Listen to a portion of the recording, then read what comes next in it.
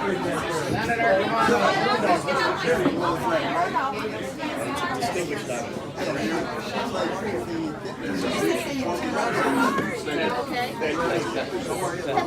Everybody, how are you?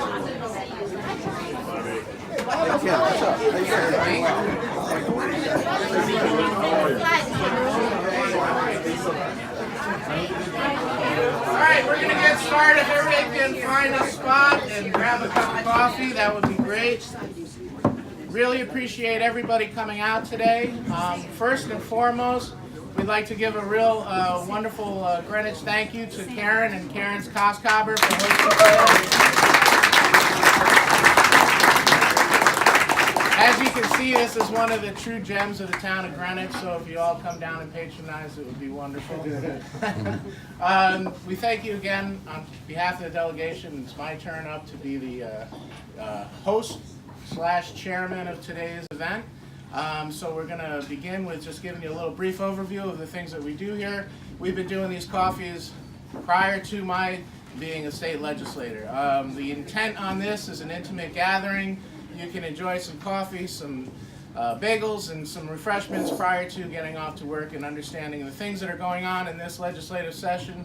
Any questions and concerns, we will be hanging around. I will be hanging around. Representative Florin has to get to the airport. Senator France has to probably get up to Hartford, and Representative Camille may be around for a little bit. But I will be here to answer any questions. If you don't get to see them, I will write them down for you and get them to them afterwards if you have any particular concerns that only deal to you and your family, let's just say. We will be talking today specifically about the state of Connecticut, all those things mattering to the state of Connecticut. This is not a campaign forum, this is not a debate, this is not a platform for national debate. This is to talk about our state of Connecticut, talk about the things that matter to you the most, and talk about those issues and concerns that you may have. With that, we do have one thing that we wanted to discuss or just mention. Sadly, this past week we lost a true hero to the town of Greenwich in Lloyd Hull. Lloyd was a fantastic man, a mentor to all of us. He was a hero in World War II. I'd like maybe if any of the delegation wanted to say a few words about Lloyd. Well, I think everybody here probably knew Lloyd very well. He was 95 years old when he passed away just last week.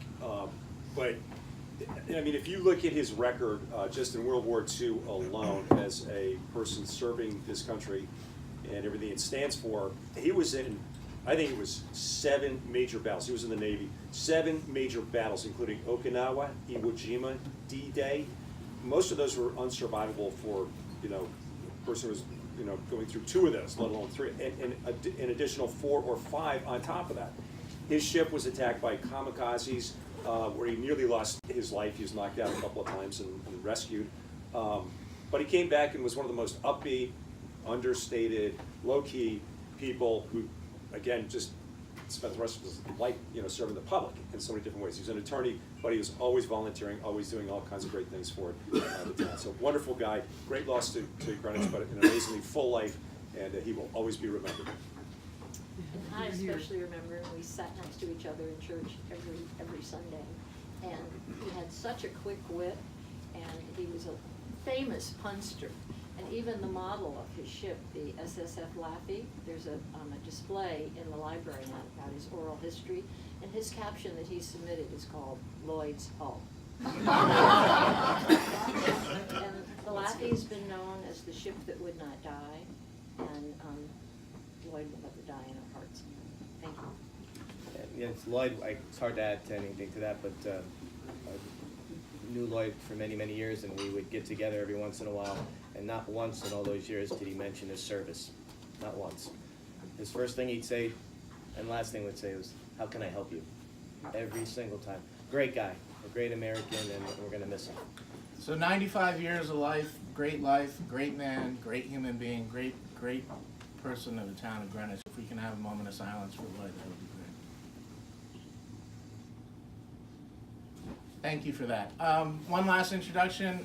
Craig Jones is here. He's filming this today so that we can send this out to our constituents via an email blast and a link for those that aren't able to attend. They can just click on it and watch, and then be able to contact us and let us know any concerns or issues or maybe remarks that they may have. So with that, we're going to give 2 minutes to discuss or just to explain what our thoughts are in this upcoming session, and then we'll get right into the nitty-gritty. So Libby, you want to begin? Okay, thank you. Thank you. Well, and I had one more introduction. Stephen Kohlenberg is here from our staff, and he's also on the Board of Representatives in Stamford. So I thought it would be especially interesting for any people here that are new to RTM to maybe talk with Steve later and find out the difference in governance. There are 40 people as opposed to, what are we, 100?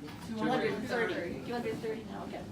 Well, the short session is going to start on February 7th, and it's designed to tweak the biennial budget, which we only got around to adopting in October instead of June, and we're going back on the 29th to do a budget override vote on the governor vetoed our fix to the Medicare savings program. So we're going to override that veto on the 29th. Needless to say, we have a lot of work to do to meet the obligations of our core government mission, which is public education, public safety, and public health, and providing necessary social service programs for our most vulnerable citizens. So that's what we're going to be dedicated to doing. And my primary area of responsibility is bonding. So my job, bonding, it's to keep us under the bonding cap of 1.9 billion, but to make sure that we do fund the programs that are necessary. School construction, building of new schools, and roads, infrastructure, and also, you know, various nonprofit programs. I mean, Greenwich has benefited just this past year with funds to help Neighbor to Neighbor, the Bruce Museum, the Greenwich Historical Society, the YWCA's Domestic Abuse Program. I mean, these are things that are needed, and it is our money that we contribute, and, you know, I think bonding should be used wisely, but I totally believe in it. Thank you. Speak up, please. Volume. Sorry, volume, okay. Stand up. Well, I'm done, so. Done. Volume. So, those of you who read the newspaper this morning or listened to the news last night, I think you reported on this, Ken. The governor, I guess Christmas is still here and the Grinch is still around. He vetoed the nearly unanimous vote by the General Assembly, both the House and the Senate, to restore the $54 million for the Medicare Savings Plan program, which is a huge thing for seniors, affecting between 55,000 and 100,000 seniors who are just desperate for this money and very anxious about what the future of this program is. We went back into special session just a week ago, voted nearly unanimously, as I said, to fix that problem. We fixed it, and the governor just yesterday pulled out his veto pen and vetoed it. I don't know why. I think he's a very angry person these days. It has, you know, a legacy that's kind of falling apart on him. So I think that might have more to do with it than anything else. So that means we're going to have to go back, as Libby said, on January 29th or within the next 2 days after that, to go back and override the governor's veto. You need 2/3 of each chamber to do that. It won't be a problem because it was nearly a unanimous vote in the first place. As is always the case, the budget is the #1 issue. If you can't get your fiscal house together, you have nothing else to work on because the funding is not there. A perfect example of what's wrong with the state of Connecticut and how the administration and the past leadership in the General Assembly has approached this issue is that of transportation. Just about a month ago, Commissioner Redeker from the Department of Transportation did a joint press conference with the governor and said the special transportation fund, that's the fund that you fund every time you fill your gasoline. With your gasoline, you pay 24 cents a gallon in tax, goes to the special transportation fund, which is supposed to pay for infrastructure maintenance and upgrades. That fund, which is usually about $1.2 to $2 billion and is used for debt service, so you leverage that money, is going to run out of funds in about 5 months. Yes, it's the truth. I mean, and they're finally admitting it. How can that happen? It can happen if you're very, deceptive in your budgeting approach, and you raid funds, these special devoted, dedicated funds. You take those funds and you put them into the general fund. You can do that in government accounting. The standards are very, very loosey-goosey, and you can do that. So that fund is unfortunately going to go belly up here very shortly.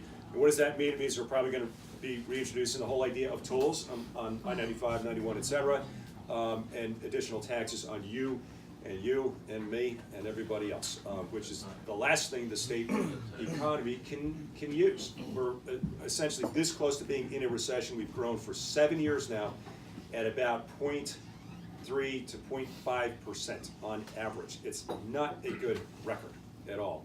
And our unemployment situation is pretty bad as well. There's a lot more to it. The deficit, which is nearly $250 billion, the Supreme Court came out with a very interesting decision yesterday, which I'll let someone else do. My 2 minutes are up. Thank you all for coming, by the way, and Karen, thanks for hosting. Okay, I'll just be a little brief since I've already spoken a little bit and introduced deficit mitigation. We're going to continue to be going back up, I think, for many years. Once we pass a budget, these numbers are still coming back of all the individuals, businesses, and those individuals who have left the state of Connecticut. Leaving the state of Connecticut also means that their tax revenues are leaving as well. So it's going to take us some time to create the foundation for the fiscal stewardship of the state of Connecticut so that we can move this state forward. In that time, we're going to continue to see us balancing budgets, and we're going to continue to see 3 to 4 months afterwards the Office of Fiscal Analysis, or OPM, getting new numbers that says that we are still in some sort of deficit. So just understand that that is going to be continuing to be a nuance for us moving forward that we're going to have to be dealing with. We have a sound economic platform that we want to start to install, put in place. We did so far through bipartisan budget with the other side of the aisle, getting some reforms done, starting to eliminate our estate tax, and some of the other great things that we've accomplished, but there's so much more to do. So we are far from a balanced checkbook, let's just say, and having good reserves in our bank account. We need to continue to be fiscally strong. We need to be, again, smart about where our monies go, cut our spending, and start to put our house back in order. So I'll let this Representative Camillo finish up, and we'll start to take questions. Good morning, and again, thank you, Karen, for hosting this. If you haven't been here before, come here when you can. It's a great place. We're here so much we call it the office. It's a great place to hang out. As you've heard, we are now going into a short session, 3 months. The recently concluded session was unlike any in my 9 years up there. The recently concluded session was unlike any in my 9 years up there. The reason for that being there is balance now in the legislature. There are no more supermajorities. For the first 9 years up there, some bad legislation got passed, and it's no wonder we're 48th, 49th in all these business competitive categories. Because of the balance, we were able to get in this last session in the budget a Greenwich Delegation bill that pushed up the estate tax level, which was at $2 million. Now it's going to be phased in over 3 years to match the federal level, which was 5.49. Now it's, I think, about 11 now. So that will help keep people here. We also got the elimination of the tax on Social Security. We're one of 12 states. That will be phased out. We'll be phasing out taxes on pensions. These are all good things, but there's a lot more to be done. But that's what balance will do. The state Senate's tied. The House is about 7 votes apart now. The other thing you should remember is the rapport, the relationships you build up there. Through that, we were able to get back, thanks to Mike leading the way on the state, the funding for God bless you, to New Lebanon, getting 80% back. Scott and Liddy did a great job on the bonding side of that. That wouldn't have happened.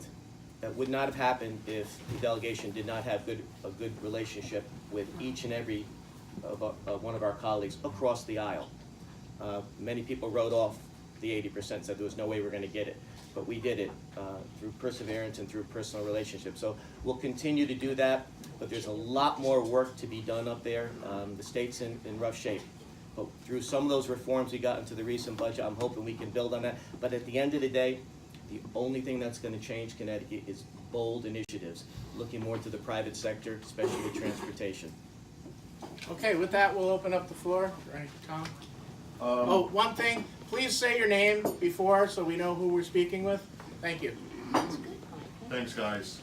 Great job, and Name? And oh, your Tom name? Warshak. Sorry. Thank you, Tom. And great little honor for Lloyd. He was a great man. Going to taxes, and I spoke to Fred a little bit about this. Maybe the senator can answer if you all want. There's a lot of institutions in the state of Connecticut that are exempt from paying state taxes. One of them is schools, universities, colleges. Now, when we look at the budget, we see all this money go up to Hartford. New Haven gets 180 million for education, Bridgeport, Hartford. Now, if you take that and look at it, I'm sorry, it's a little bit long of a question, but Yale University owns 1,000 acres in the city of New Haven. They're tax exempt. So you can imagine, I don't know what the value of an acre of property is in New Haven, but I'm sure it's a pretty decent amount of money.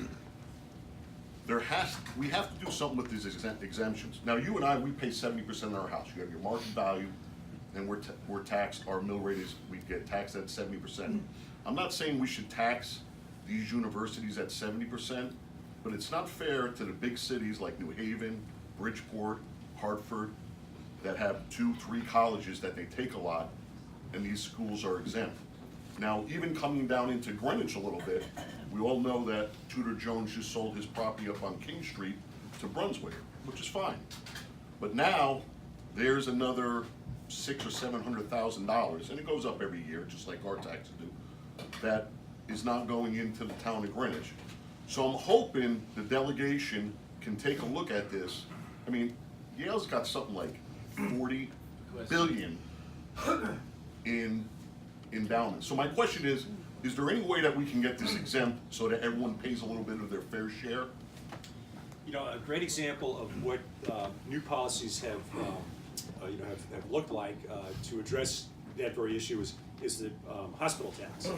And you know, you have to get very philosophical about this, because it would be a sea change if they did start to tax exempt properties, whether we're talking about, you know, churches, synagogues, educational institutions. You know, where do you draw the line there? And it's been suggested for probably 5 years in a row now, every year, to start taxing through the state of places like Yale and some of the other places in Hartford, which is about 55% either state government office buildings or education or hospitals. So it's a very difficult thing to draw a line. I will tell you already that Yale has been, for at least a decade now, working it out with the mayor of New Haven to make payments in lieu of taxes, basically. And it's a negotiated agreement that they come up with, and it's not a huge amount, but it's as a matter of principle, it's a pretty good amount. I think it's about $6.5 million per year to the city. And on top of that, most people don't know this, but the feds tax the endowment income of endowments. I think it's over 20 or 30 billion dollars. It's a small tax, but they do tax it. And there has been talk at the state level to start taxing the endowment income of Yale in particular. They word these things so that they say there will be a 1.25% tax on any educational institution with an endowment over $41.7 billion. And guess who that is? Next question? Mike, Bob Sloan from Old Greenwich. Hi, Bob. You've been a champion of public safety with respect to the railroad bridge construction on Sound Beach Avenue. Thank you. Very much for that. Since you're obviously pretty close to that whole project, I had a general sense, and I go by that area every day, that over the last several months, the project seemed to go painfully slow. And so my question to you is, what's your sense of when this is all going to be finished, and is it on schedule? Well, this is the Old Greenwich Sound Beach Railroad Station project. So they've got the overpasses being redone. They're making the rail lines basically able to carry more weight. They're bringing it up to grade. But the best part of it is they're removing the 2 buttresses that are underneath on Sound Beach Ave, which will increase the sight line for pedestrians and for drivers and motorists in the area. I've been in close contact with Manafort Construction, who is the contractors there, as well as the Connecticut DOT. And Stacy Epps is the head over there for representing the state. And it's a very difficult project because you're dealing with Metro North, and when Metro North has a delay or has an issue, they have to stop their work. So the coordination is problematic. The winter months are also a bit problematic. Although you don't see physical work being done at that particular location, there actually is work being done behind the scenes with cabling, wiring, infrastructure that is below grade. What I was told, and I keep on them about this, is that by the spring of 2018, spring-summer, they always say spring-summer, they don't put a particular season, we should see stage 3, which is the final removal of the one existing stanchion that is on Sound Beach Avenue, which will be fantastic. It will make it feel as though that it's completed. But the actual completion of the project, and now remember, completion is walk away, everything is done, all of the lights, bells and whistles that we don't see are in place, will be in 2019, May of 2019.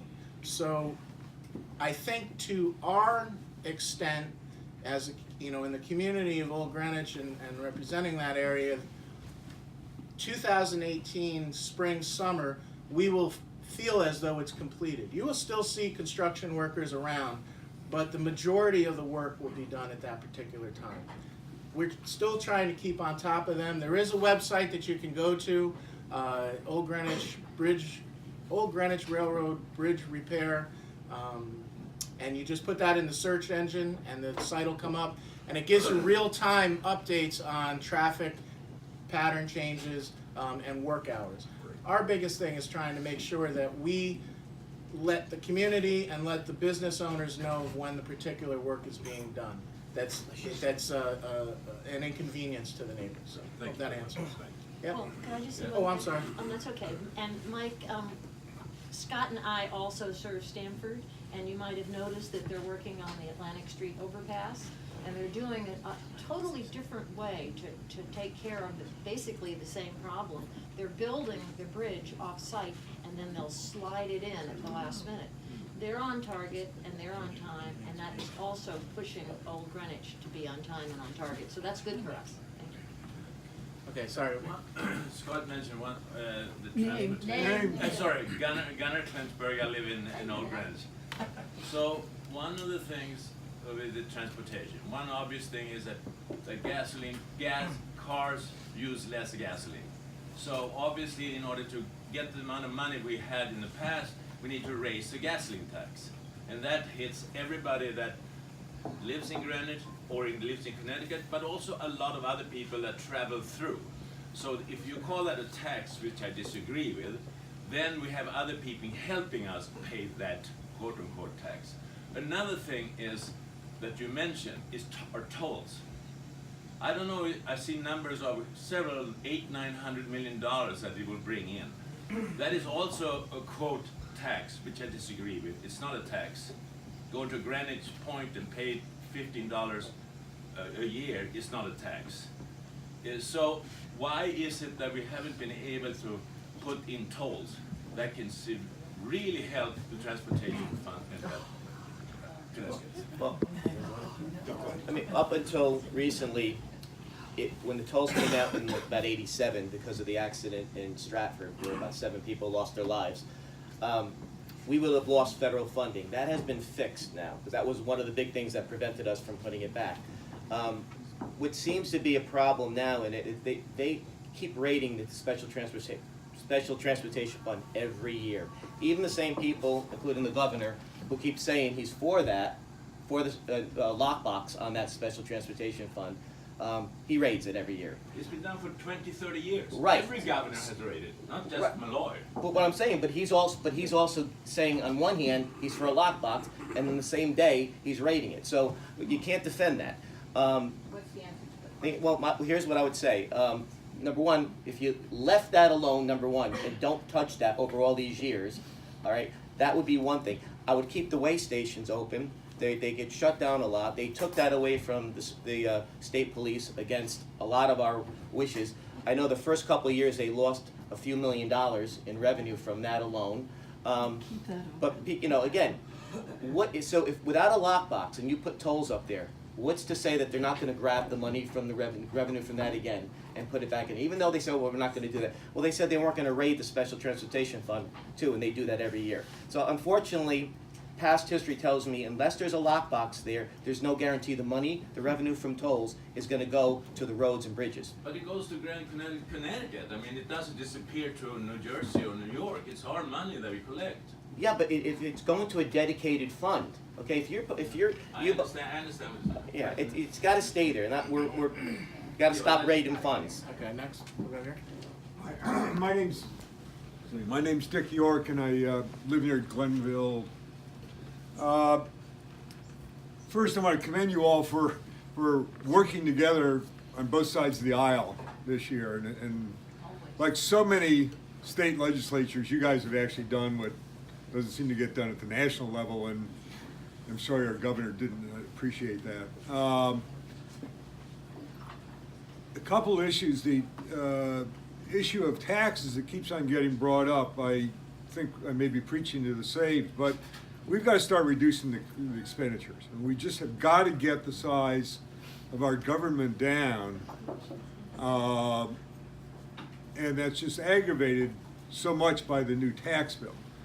The amount that I can no longer take off my federal taxes because Connecticut taxes are not deductible is just extreme, and I think I may be echoing some of the sentiments of others. We've got to look to you guys to get the entire state budget smaller. Here, here. Here, here. Yes. Yeah. Here, More taxes. I'm like, Not on yeah, most yeah, vulnerable. and I agree that user fees aren't taxes, but you know, Yes, let's just get it all down. The second thing is, in a quick scan of other state revenues, other states' revenues, it seems that we get less back from the federal government than most other states. And I know that number is confounded with a lot of things like Medicare and other entitlement programs, but it seems to me that either our budget is too big or we're leaving money on the table with the federal government. Can anybody address why we're not getting, can you address a place where we're not getting money back from the federal government that we ought to be? We're number 47 or 48 in terms of the return on our contribution to the federal Yes. coffers. And, you know, unfortunately, that's the federal delegation who you have to speak with about that. We have our own personal ideas of, you know, how they could, you know, approach the issue very differently and get more money for Connecticut. But in the same way that Greenwich is viewed a certain way in Hartford, we, for example, well, no, I'll give you the actual numbers. We send out a normal year about $1.1 billion to Hartford, just from the town of Greenwich. We were down to a return of 0, which was going to be education cost sharing money.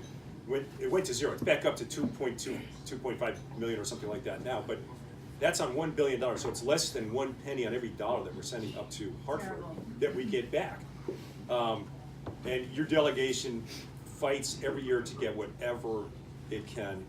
And also to your first point, which is the budget grows at an unsustainable rate. It has for 40 plus years now, around at 5.8 to 6.1%. Mathematically, you're looking at a curve that's starting to hockey stick like this, completely unsustainable. And what Representative Bacino pointed out before, which is we're losing our tax base. We've lost a substantial portion of our tax base. You know some of the folks that have left who are major contributors to the revenue stream of Connecticut.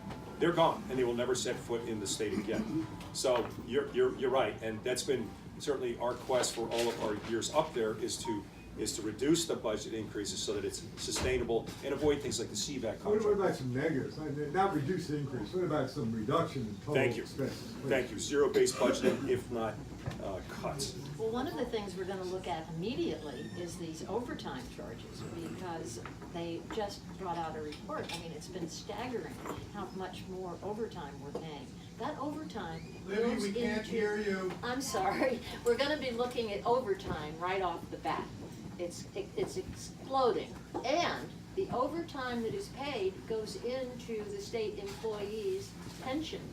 No. Oh, yes, it does, it's figured in. Now, the CBAC agreement that we just had with the state employees union said that only 60% of that will go in for new employees. That is crazy. And we've got people retiring at age 40 years old with a pension of $250,000. Aaron? Say it in. Sorry, I'm Karen Hirsch, President of PTA Council. Louder, please. Sorry, Karen Hirsch, President of the PTA Council in Greenwich. I first of all want to thank you guys for always making the time to meet with parents and other taxpayers and the community, because we know you're very open to that. I know the state Supreme Court just came down with a ruling initially on cost sharing, educational cost sharing. We'll see how the fallout is from that. But I'm really here to just remind you guys to please stay on them. We wrote to the governor last year, wrote to all the newspapers, we will stand with you on the Hill, whatever you need, to remind them that Greenwich, while it's considered Gold Coast, is a very mixed population, and that they really should not be using our funds to pay for every place else in Connecticut educationally. We need those funds desperately. Additionally, being that they have numerous educational mandates that they've now rescinded funding for, their mandates, and they require us to pay for them. It's coming now out of our budget this year. So we'd like to ask that you, again, keep on them on that as well. And the third piece for us specifically would be fields. I know it's not technically a budget line item, but we know that we've put information into the state for specifically Western's fields, amongst others, and the ones at the high school, and they're dragging their feet and coming back to us as to letting us know what we need to do in order to remediate those fields so that we can use them.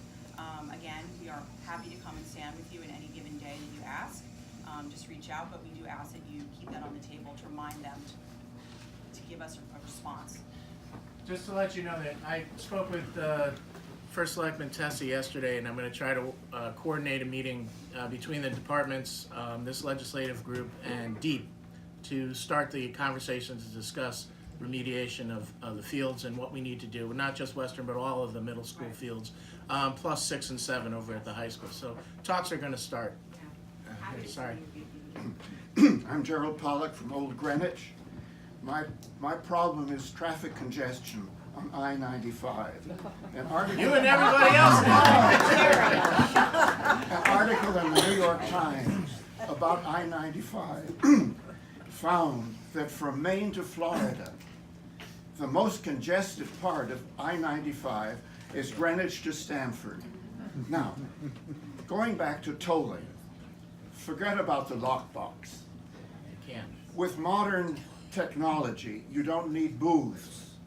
You can hit trucks at a higher rate than passenger cars. You can exempt communities or tax them at different rates. So, to cure congestion, or at least to address the problem of congestion, why not use tolling and get a little bit of help? I've been here for almost 40 years, and every year has gotten worse. I agree with you 100%, but first off, you can't tax differently for different states. Everybody has to be, or toll differently for different states. You can toll differently for different vehicles, but you can't toll for different states. But getting back to Representative Camillo's point, until we have a constitutional lockbox set in place, and we understand all of the numbers and monies that go into that prior to us getting tolls, and I'm not saying tolls aren't coming, but prior to that, understanding what the actual revenue is that we're getting right now in transportation, we really shouldn't be having the discussion of tolls until we get that secured and locked in the constitutional lockbox. So we can't say forget about the lockbox. And I understand the aggravations, frustrations. Listen, I'm on the western side of town, and for me to go up to the eastern side of town to see my, my constituents, it takes a heck of a long time. And a lot of the time, it's easier to go through the back roads, but inevitably you wind up getting stuck up there, and it's very frustrating. And you're absolutely 100% correct. Greenwich to Stamford is the most congested area. Within that time frame of 3 to 4, there's about 500,000 trucks that they say pass through, because we've also looked at trying to get sound barriers and those types of things. So I did my own research and trying to figure out what we can do there.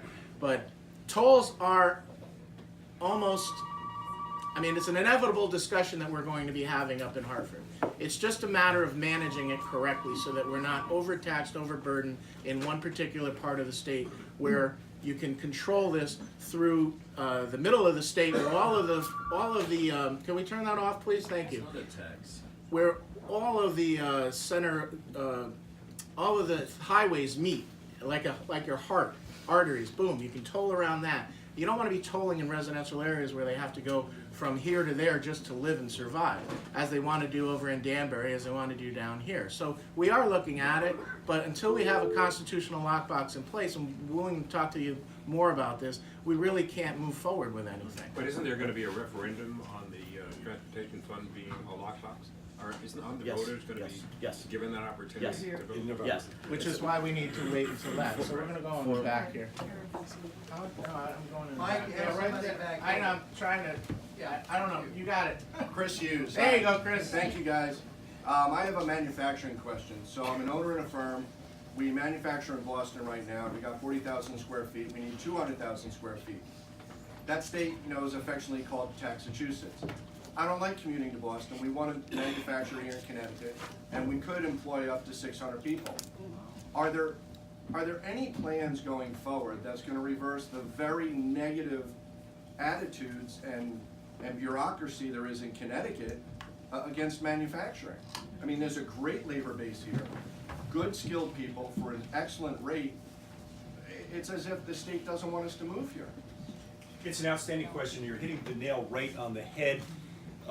Having been involved with economic development going back to 1993 now, so I guess coming up on 25 years, through the Connecticut Development Authority, Connecticut Innovations, Connecticut Brownfields Redevelopment Corporation, et cetera, before even looking at public office, you learn what every complaint is throughout the entire state. And states and bureaucracies take forever to change their ways. Even if you have a change in leadership and you have really good leadership in place, it takes forever when you're dealing with the Department of Energy and Environmental Protection, the old DEP. It's endemic to the way these institutions are in operation. So the biggest number one complaint is regulation. Number two is the cost of doing business here in Connecticut. Number three is the tax structure in the state, and there are a whole slew of other things. A mismatch of different employees for the different kinds of jobs that they have. That's one of the biggest problems right now, is that they can't find the people to fill these jobs, to do manufacturing in particular. So it's a long, arduous process to try to get the state to turn around. We have no choice but to continue focusing on that, because we are 47, 48, 49, and 50 in all of these important categories having to do with business competitiveness, business cost structure, et cetera, et cetera. We'd love to have you, and let's talk after the meeting today, because I would like to get you hooked up with Catherine Smith, who's the commissioner of DECD, and can see what they could do for you.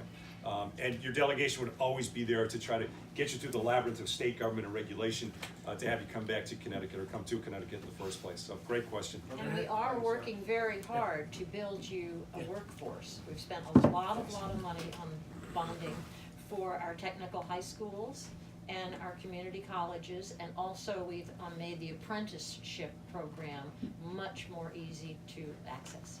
So I think long term, we're on the same path, we just haven't gotten to the goal yet. Okay, next. Excuse me for 1 minute. Okay, we'll go to the next one then. Karen? Just a sidebar to the tolling part of it. I remember when we did have toll booths on I-95, and many people would bypass the tolls and get off at Glenville. If you are considering tolling in the future, I would suggest sending it up to Bridgeport, New Haven, and Hartford, and see how they like it.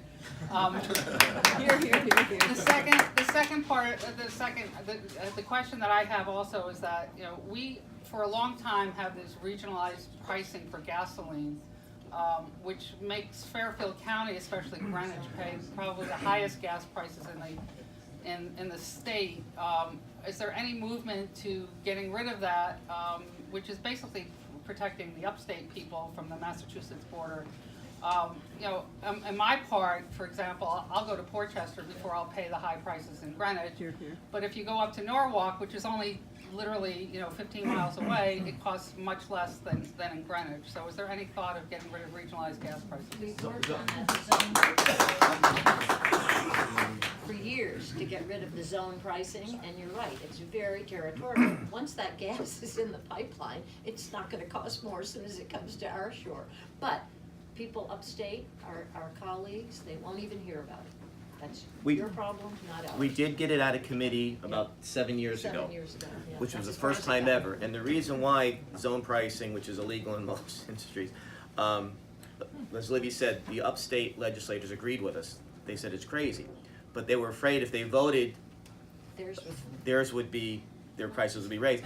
But we did get it out of committee, and we were all set to vote on it. We got into the chamber, and somebody attacked on Sunday hunting to the bill, which made it dead. It was controversial. So it just 1 year it came. That was it. Well, I would urge you to keep at it. Okay. Hi, I'm Gina Gladstein. I'm a physician in town and I live in Old Greenwich. And I commend you all for supporting Medicare payments. Hear, hear. I'm also concerned about funding to Planned Parenthood. In April, Trump signed a law that allows states to determine whether they will receive federal funding to Planned Parenthood. Over 80,000 poor women receive very excellent health care, as you all know, from Planned Parenthood. And would you support legislation to defund Planned Parenthood in the state of Connecticut? That's not even an issue up there. I mean, I've never heard of that. That's a federal issue. Again, it's Well, not. no, now it's a state issue. But I don't think there's a bill up there. I haven't seen a bill to defund it. If there is, well, I'll let you know, but I haven't seen anything about that. But you would not support yourself No, personally? not a chance. Thank you. Okay, you got it. Thank you. I'm Patrick Servideo, and I'm holding a proposal for national policy in terms of stopping the coup against Trump.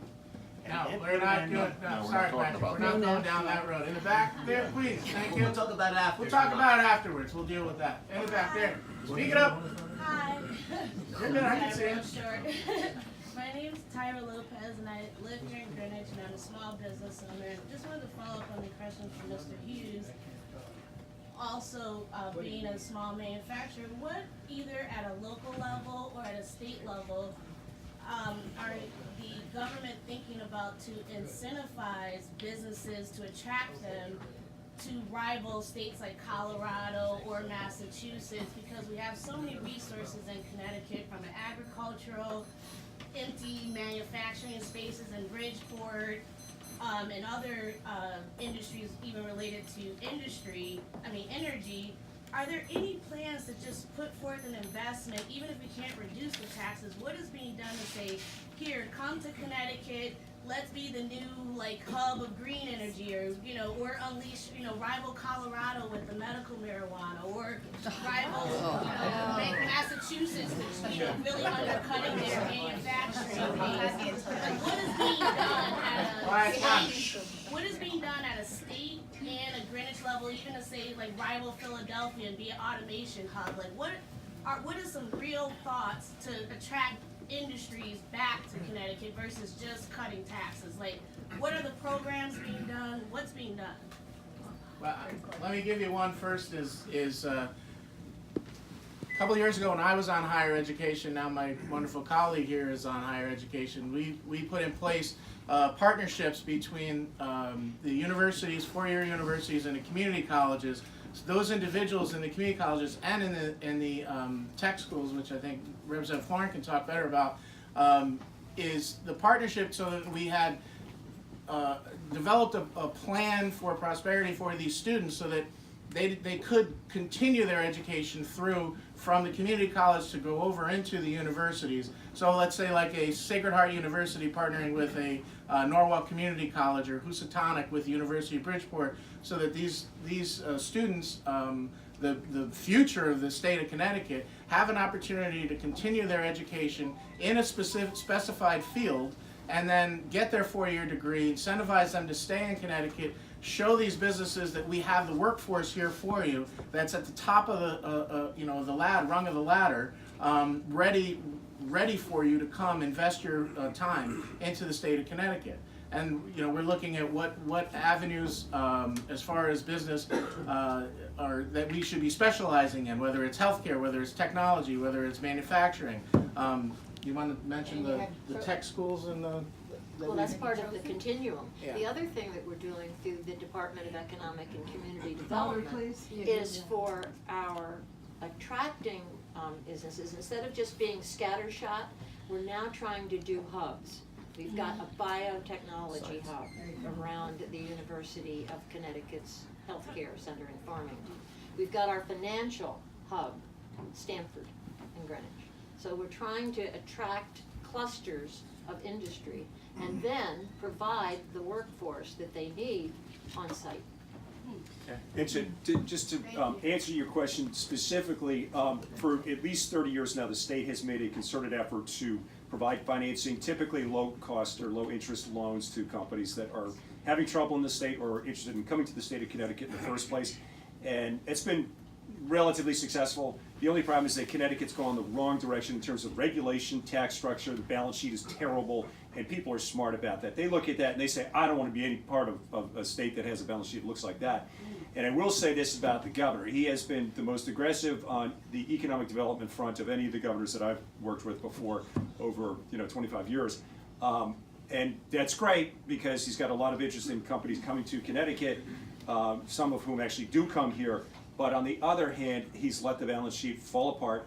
He's let the cost of doing business rise.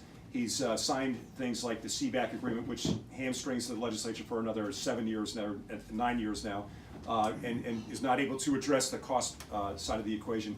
And that's why it's hurting us. And it's a very different approach to economic development. It's very aggressive, and it seems to be more forgivable loans, which I think is not good for our balance sheet at the end of the day.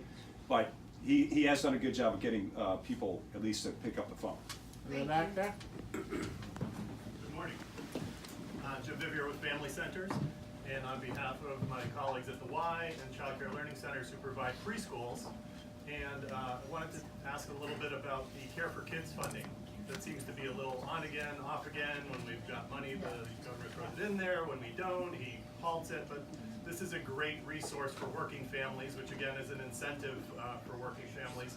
And it's one of those things that, again, if we work a little further up the pipeline in the education spectrum, we're going to have better results down the road, and we're going to impact things like the safety net and other needs that we have in our state. So could you say anything about early education and things that you would be willing to do to help to promote that a little bit more on the agenda? Well, all of us support Care for Kids. It's one of the best programs we have out there. They take it out, we keep putting it back in. It's just a matter of who's going to win this tug of war. Yeah, we've heard that from many of the constituents in town, plus across the state, especially in Stanford. It's a program that is needed, but it's more so a program that needs to grow. It's one of the last things that we should be cutting.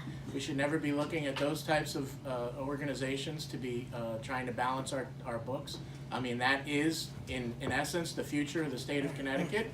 And by taking that away, we're just, we're doing an injustice to everybody in the state. So we'll continue to make sure that stays in the pipeline, the program. Candace Garthwaite, Old Greenwich. Thank you for everything that you're doing. It's very informative on, obviously we all know we have budget challenges, but, and also it's good to hear how you're working on attracting business, because obviously you have to do both on the budget. You've got to bring in money and keep those expenses down and those taxes down. What do you see coming forth in terms of environmental issues that the state might be challenged by, or what you're seeing, or where you see risks? Well, I think the first thing that we're looking at is the millstone issue, whether or not millstone is going to be kept open. Nuclear power, millstone, stand up, okay, stand up, shout up, and don't say I'm not standing. I am sure. The one thing that is right hot now is whether or not we are going to be able to keep the Millstone nuclear plant open and viable through 2025, because it is a clean source of energy. It helps us so much with our total grid, and so that's part of it. The other part is to keep doing our research and improving our renewables. That is an environmental thing. Now, Deep will tell you that they never have enough money and that they're understaffed and underserved. I disagree with that, but we have to watch it closely. So we're gonna watch them for bonding money, and we're gonna keep working with our green bank, et cetera, to keep trying to provide clean energy. Those are the two things. Steve Hall, Glenville. I'm on the task force now for the Connecticut Fund for the Environment. I've been looking at the comprehensive energy strategy that's now been adopted, I believe.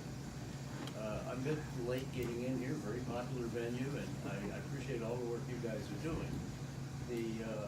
I'm just curious, with a show of hands, who opposed the raid on the clean energy fund? Well, But it was in the budget. It was in the budget. And Yeah. so we all supported that. I know, did you personally oppose it, though? I did. was curious. Yeah, personally, Each but one of us, absolutely. on an individual basis, that because that budget was the best budget we've seen in probably over a decade, there were a lot of things in it that were good to vote for. Like in any budget, there were things in it. The green bank was cut. I mean, we actually, for I don't know how many each dollar we spend, we get back 4 or 5. So there were a lot of things that people on both sides didn't like, but to get that budget passed, we had to get back on But something. each of you personally opposed that raid, is that correct? Yeah.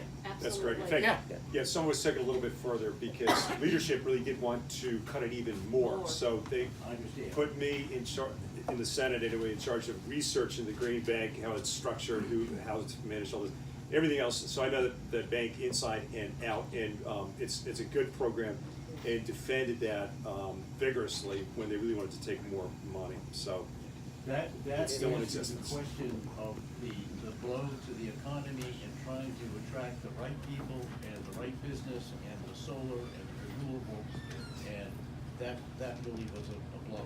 Yeah. Huge blow. Huge blow. Bob Brady, Riverside. First, again, I want to thank you, specifically thank you for, I'm on the neighbor-to-neighbor board, thank you for the steep grant. Question on the, you mentioned earlier the funds for the gasoline and the transportation. You've got special funds for gasoline and transportation, the taxes or fees, whatever they are. We've got license plates, save the sound. We've got system benefit charges that go into the utility bills, as Steve just mentioned. Those all go into the separate funds. As a former member of the BET, I know that governors don't like special funds. That ties their hands, and yet that's their purpose. So what does it take to get the state to be in a position where those funds would be protected from statutory or budgetary raids that basically take money that in good conscience people have said, we want to do this, or this with it, and sweep it up into something else? That's a great question. Several years ago, the Attorney General at the time went after, they were taking the license, the sound, save the sound license plate. They were raiding that. They put a stop to that. They did it that way through the AG. The ballot's going to have this year the lockbox for the Special Transportation Fund. I put in a bill this year to keep the hands off of the teachers' pension fund, which keeps getting raided. But again, it's the first year I was up there, Bob. I said I had a great idea. I was going to put a bill in that all dedicated funds will not be touched, and people laughed because they said, even on our side, they said, yeah, we're talking about it, but at some point they're going to want to raid some, and it's especially years ago. Now there's more of a spotlight on it, but it was a way to say, okay, we don't want to raise taxes. We'll just grab it here. No one will see it for a while, and that catches up to you. And that money, people, who bought a license plate, so that money would go to the fund, to the sound fund, it wasn't going there. And if you did that in the private sector, you're a fiduciary, you go to jail. 34 states provide for early voting, and 3 states have all mail-in voting measures, which are known to significantly increase voter participation. I just realized I forgot to identify myself. I'm Molly Colombo. I live in Old Greenwich.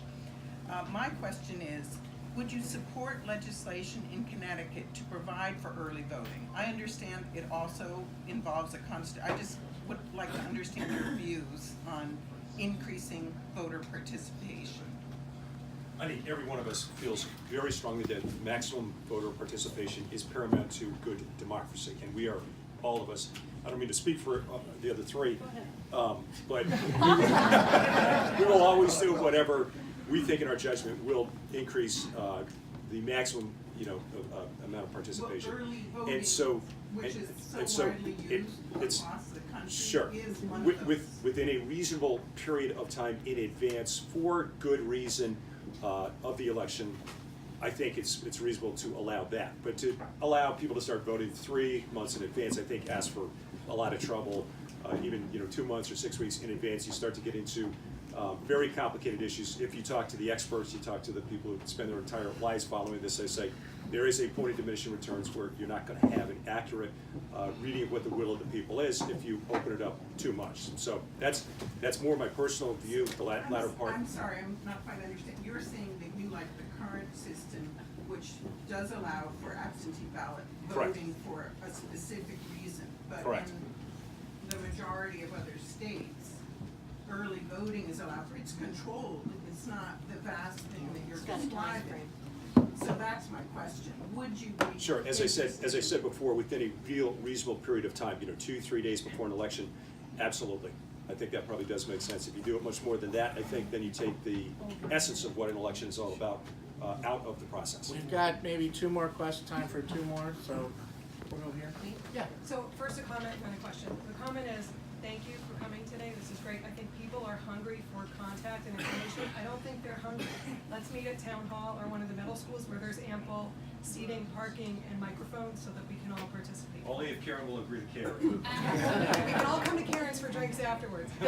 My question on the subject of voting is just sort of a follow-on. The NPV, what are your stances on it and what will it take to get it to the floor? Well, the chances of getting it to the floor, I would say, are slim to none.